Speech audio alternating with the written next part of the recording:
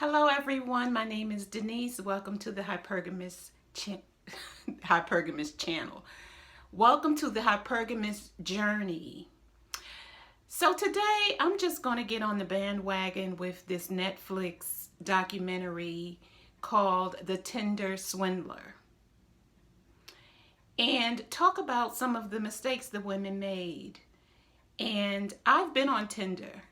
Last March, for my 60th birthday, my friend told me about Tinder, and I'd heard about it. That was basically a hookup dating app for young people. I'm thinking in their 30s and 40s, and men who in their 40s and 50s and 60s who want to hook up with young chicks.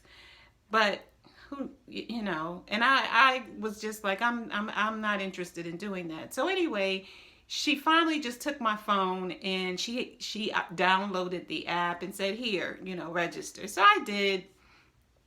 And I got, of course, right away, I got some responses, and it's based on where your location. And at the time I was in Charlotte, North Carolina.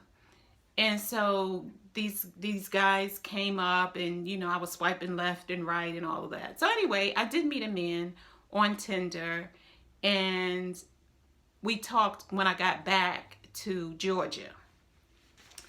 And so I didn't meet him there, but he was coming up to Georgia in a week, or like in 2 or 3 weeks. And so we talked back and forth. And so one of the things, and he seemed nice and everything. He got a hotel. He stayed with his sister. His sister lives here. So he stayed with his sister, and he wanted me to meet her. And I was like, no, that's okay. This is your first visit. I don't really want to meet her. And so he insisted. So I did meet his sister and her daughter, his niece. And, that was fine and everything. But I'm very clear about something. When a man wants me to meet his family right away, it means nothing.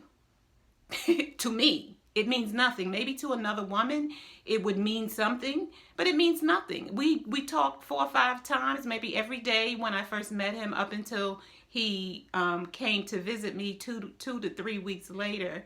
I think he came. I met him in March, April. Easter was in April, so I met him in March, around the 2nd week of March, and he came for Easter to visit with his sister. They were having some kind of family function. So every day we talk for about 25 days, 30 days, or whatever. For me, not enough to feel emotionally attached, but excited, to meet somebody. And so he wanted me to meet his sister and her daughter, so I did. And that meant nothing to me, because I also know that men like to push intimacy, or I call it fake intimacy, right away. So they're calling you baby, honey, darling, I miss you, I love you, all that crap within the first 30 days. And I've never even seen you.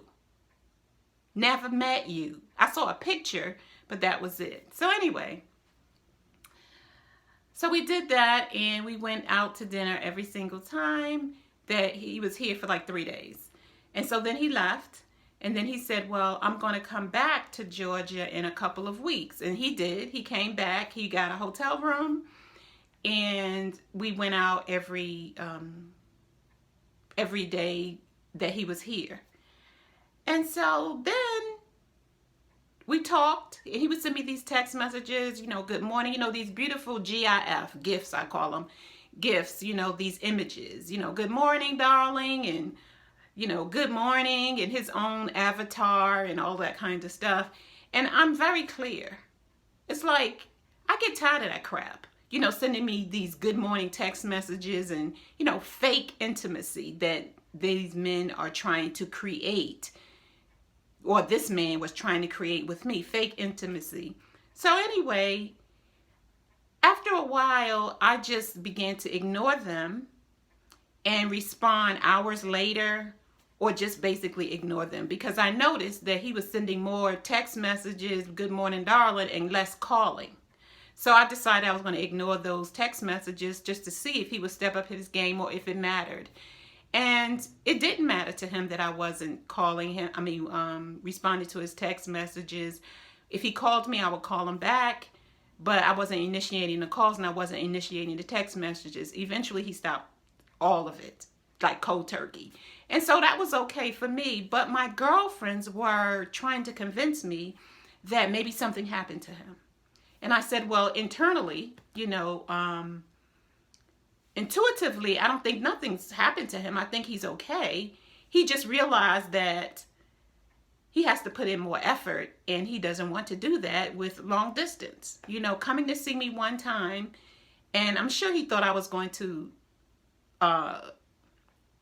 spend the night with him in a hotel, at his hotel room, because he asked me this crazy request, which I found it very asinine. I hope I can say that. An asinine request that I bring my things to his hotel room and get dressed there. And I live 5 minutes from the hotel. That was crazy. I was like, why is he asking me to bring my stuff to his hotel room to get dressed when everything that I need is at my own place? And I'm only 5 minutes from where he is. So I think that was probably, the icing on the cake for him. He's like, I'm not calling her anymore. So he went back home. He tried a few more text messages and we talked a little bit. But then I noticed the conversations were very superficial. Even earlier, for those 25 days or 30 days that we were talking, conversation was very, very superficial. And I told my girlfriend this, and the people that I confide in, I told them conversations are very superficial. He's not trying to get to know me. He knows nothing about me. He's asked none of those questions. I've done all the asking of the serious questions, and he's just answering them. And I was telling them this is going nowhere. But when I tell my girlfriends about my experiences about things going nowhere, they always have an excuse why the guy is not stepping up or doing this or doing that. Or maybe it's you. Maybe you're that. Maybe you're this. How about the dude just ain't all that interested? How about that? And I know it. But I think it's a DNA thing with us that we're always giving people or men the benefit of the doubt. And I love men. I do. But I call a spade, as we say back in the day. I call a spade. He's not interested. It's nothing against me. And it's nothing against him. He's just looking for a victim. And I'm not going for the okie doke. So anyway, I met him on Tinder. And so after that, I got off. Well, no, I didn't. I still remained on Tinder. Then I started getting these guys who wanted to communicate through WhatsApp. And so I was like, well, what is it with this WhatsApp? So I Googled it, and they said that with WhatsApp is used as the app where you can't really trace anybody. I was like, oh, that's why these guys are wanting me to use WhatsApp. And one guy was like, well, I'm in London and my son lives in Australia. He said 2 foreign countries. Like he was in one foreign country and his son was in another foreign country. And I'm like, well, how does that work? When do you see him? He's like, oh, I see him for the summer and blah, blah, blah, blah, blah, blah. So anyway, when I went on Google to find out what's up with WhatsApp and why it was such a popular app. And so I began to say, well, why can't we just use FaceTime? You have an iPhone, I have an iPhone, and everybody else has, some Android phone with FaceTime. Why can't we just use FaceTime? And then I discovered that it's untraceable. WhatsApp is untraceable. So anyway, these were these guys. And they were, I think most of them were long distance or in other countries. Then one guy wanted to use another kind of app. It wasn't FaceTime and it wasn't WhatsApp.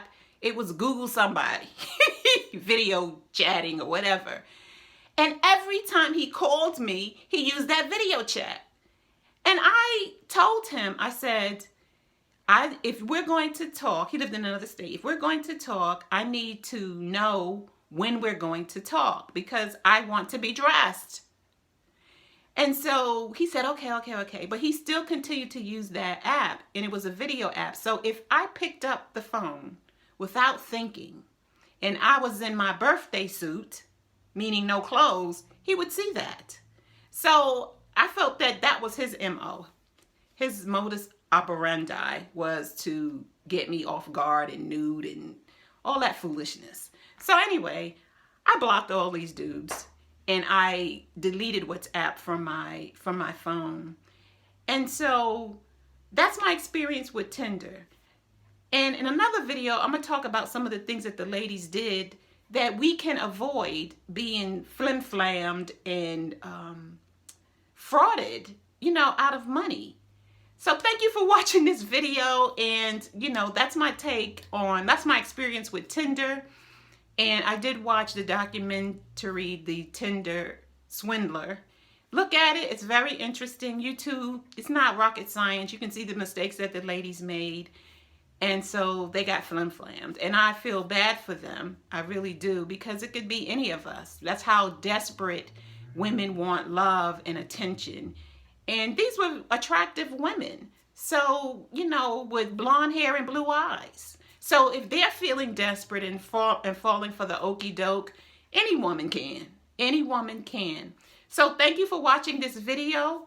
If you like this video or any of my others, please like, subscribe, share, and click on the notification bell to be notified of new videos.